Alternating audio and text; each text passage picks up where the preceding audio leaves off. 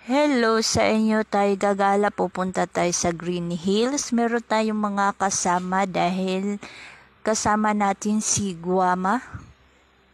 Matagal na tayong hindi nakagala-gala, kaya gala-gala din tayo paminsan-minsan. Irarampa din natin ang beauty natin at meron pang aso dyang maingay dahil gustong sumama sa amin. So ayun, sasakay na kami ng sasakyan namin dahil pinayagan kaming gumala na kasama si Guama at nagpaalam na kami ni Ate Maria. So guys, malapit-lapit na tayo at ang ganda ng mga building ang tataas. Mga condominium ang tataas. Ipapakita ko sa inyo ang mga building na matataas na madadaanan namin. Magaganda. Malapit-lapit na din tayo sa pupuntahan natin. So ayun, papasok na kami ng Green Hills. Mahirap mag-vlog, putol-putol. First time naming lumabas na kasama namin si Guama, nga kami lang. Sulitin natin ang pasyal natin, sana makahanap tayo ng dawan. Sayang naman yung pormahan natin, wala man lang tayong mahanap. Ipakilala ko na din ang mga kasama ko. Magaganda at gwapo. Sila lang naman ang mga kasama kong namasyal.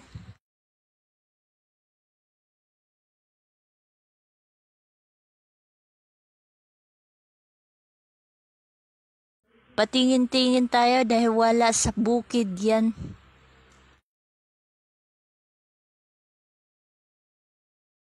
At ito yung mga kasama kong magaganda, yung dalawa, yan yung mga kasama ko. At shout out sa inyong dalawa. Habang naglalakad kami, napadaan kami dito sa bilihan at may nakita akong kakaibang nilalang. Ano yan? At magagandang mga paintings. Papakita ko sa inyo kung gaano kaganda ang mga paintings dito. Siguro napakamahal yan pag binili. Ang gagaling ng gumawa niyan. At dumaan na din ako dyan. Kahit single ako, gusto kong dumaan lang dyan.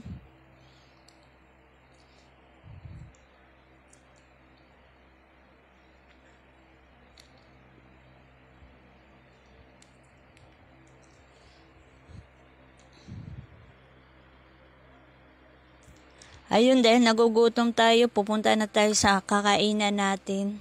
Kasama si Guama. Dahil nakakaramdam na kami ng gutom.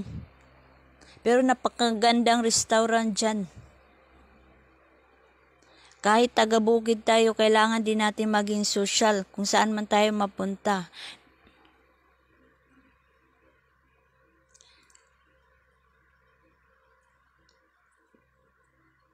O diba maganda?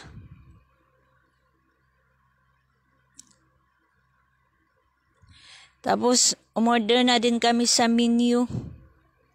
Nakita ko yung sutanghon dyan. Gusto ko yung sutanghon dahil gusto kong humigop ng sabaw na may puto.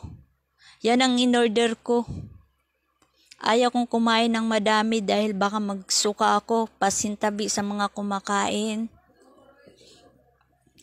At nagpictura na din kami habang naghahantay ng pagkain namin. At pasensya na kayo kung ba't ako nabubulol. Para kasi ako napapaus na.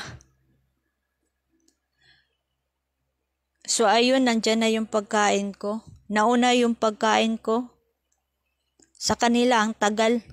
Siguro iniihaw-ihaw pa yata yung pagkain nila. O andyan na din yung puto ko.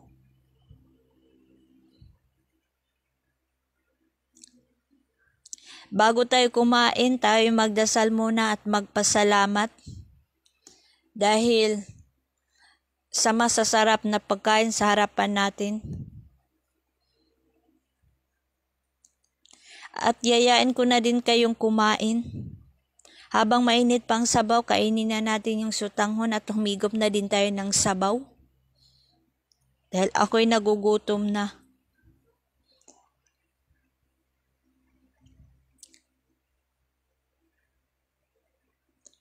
Pero in fairness, masarap yung sutanghon nila.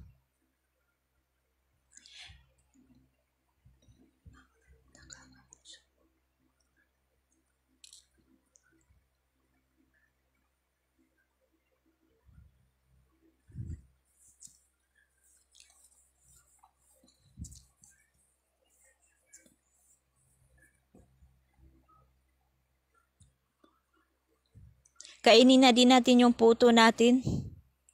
So ayun din, mga busog na kami, kailangan na naming umuwi. Dahil gabi na. Inaantok na si Guama.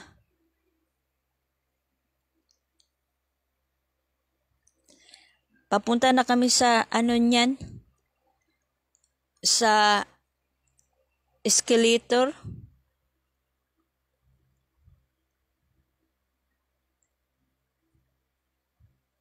Escalator ba ang tawag niyan? Nakalimutan ko kung anong pangalan. Ay, elevator pala. Pasensya na masyadong makalimutin. Talagang ako'y nabubulol na. At nahuli pa ako dyan. Dahil ang bagal kong maglakad.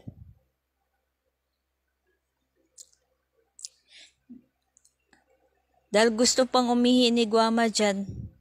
Habang nag-aantay kami, nagpipicture-picture kami dyan. Para naman hindi masayang yung pagpunta namin sa Green Hills. Papost-post lang kami dyan. So ayun ang mga picture namin. Ang mga kagandahan namin nakita. Tayo'y bababa na sa escalator. Sa hagdan.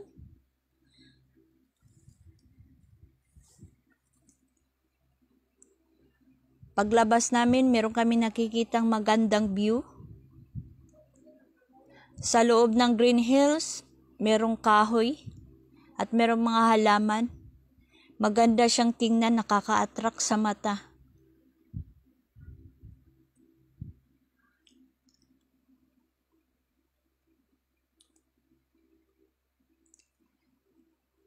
So ayun, lalabas na kami. Aantayin lang namin yung driver namin. Habang kami nag-aantay, nagpicture-picture ulit kami dyan kasama na si Guama. Tingnan nyo mga picture, pagmasdan yung maigi.